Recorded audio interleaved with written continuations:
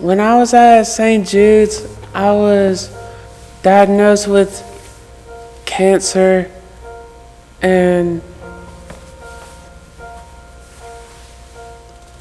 the doctors knew how to treat my needs, and the doctor came out to my mom and he said that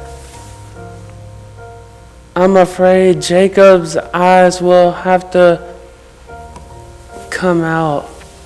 He's got blood in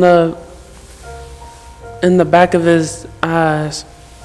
He's got cancer, and my mom started crying, and the doctor was crying when he came out and told her that I had cancer in my eyes.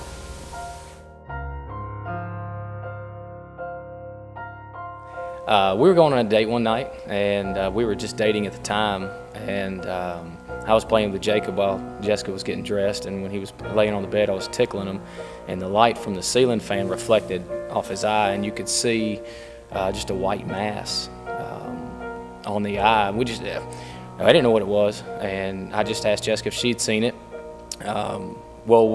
She had, and in fact, and so on the way to dinner that night, I called my mom. She's a nurse, and asked her, have you seen anything like that? Heard anything? Anything? Because kids' eyes will change colors as they grow from one. And whenever he called his mom, and she thought, well, maybe he's just, his eyes are just changing colors, and he was on some medicine for an ear infection, or it can be a reaction to the medicine. And I had told him at dinner, I'm like, that's not it. I was like, I just have that gut feeling that something is wrong. That mother's intuition kicked in. I was like, that's not it. It's like something else is wrong. It was right at, it was Thanksgiving Day when we picked Jacob up. That afternoon, that in fact his grandparents had seen the same kind of mass or something or whatever it was in the eye. And then that next day, that Friday, is when we took him to the oncologist here in Mobile, and that's when the confirmation was there that yes, in fact, there is a tumor, but it's not just one; it's in both eyes.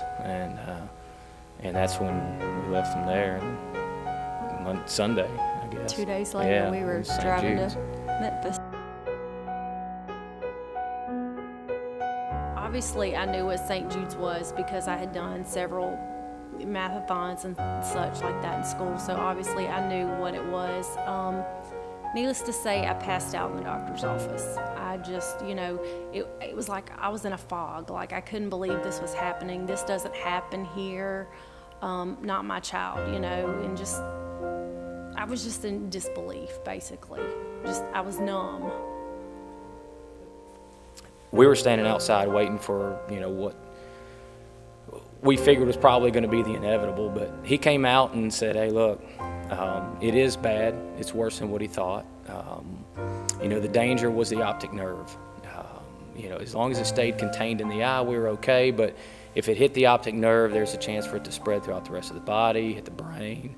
And, he came out and just, the good news is with that hospital, they tell you, they don't beat around the bush. They're not going to take you around the corner and just try to, smooth talk you. I mean, it is what it is. You're in that hospital for a reason. And he came out and basically told us, he said, hey, look, it's bad. The cancer spread, his retina's detached. It's hemorrhaged in the back. It's probably not going to reattach itself. If it does reattach itself, you're probably still going to take a chance of the cancer spreading because it's gotten closer to the optic nerve. And Jessica finally, it's just kind of one of those deals where Jessica finally said, what would you do? And, he said, doctor point blank said, if it was my son, I'd take the eye. You don't have a choice. And we had kind of prepared ourselves for that because we had seen upcoming to that point the changes in Jacob and the vision and all that, and as devastating as it was to say do that, is as rewarding as it is to say that he's still here, and that's the hardest thing, is to say yes, take it, but at the same time, you have to flip that around and say, his life comes first. And that's what they told us in the beginning, and that's what they did. And, I mean, he's still here with us today. He's accomplished more than, I'll ever accomplish in my lifetime. So, it's hard to argue with it. He's been through everything you can imagine, to where most people would be depressed, clammed up in a shell, not ready to go on to the next step in life. And this kid can't wait to take the next step. There are no limitations. I mean, the only limitation is visual, and that's really not even a limitation to him, because everything else is taken over. Listen, it's his choice. It's not our choice. It's, God's got a plan for this kid, and he's laid it down there. And what it is, we don't know. We're just going to pray about it, keep praying about it, and just leave it in his hands and let him take it. And as long as he follows the path he's following right now, it is literally limitless for him. He can do whatever he wants. I won the Helen Keller art contest, and I beat out 36 schools in Alabama, and I won first place in that category. Look, he wants to get married and move away. Mom's like, like, you can get married, you can live with us.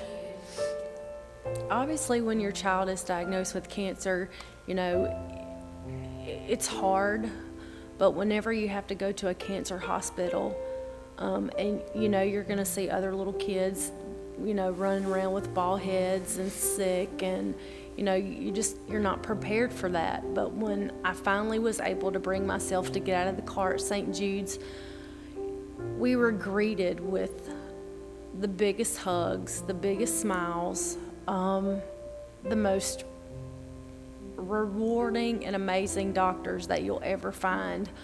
And to this day, I still have every doctor, every nurse, email, cell phone number, home phone number.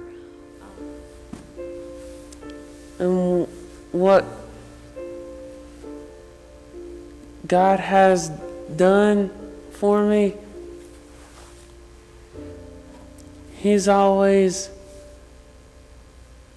telling me, Jacob, you can do whatever you want to do, and just think of what you want to do. I know just how you feel when you're too tired to stand up. I know just how you feel. I know it's hard to believe when you wanna give up. I know just how you feel.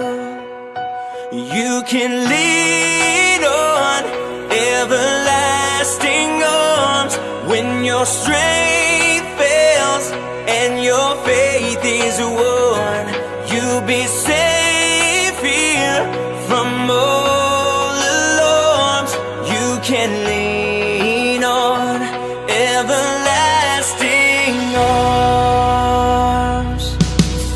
I know just how you feel when you've done all that you can and it's still not enough. There is a peace more real. There is a place you can rest. There's someone you can trust. You can lean on everlasting arms when your strength fails and your faith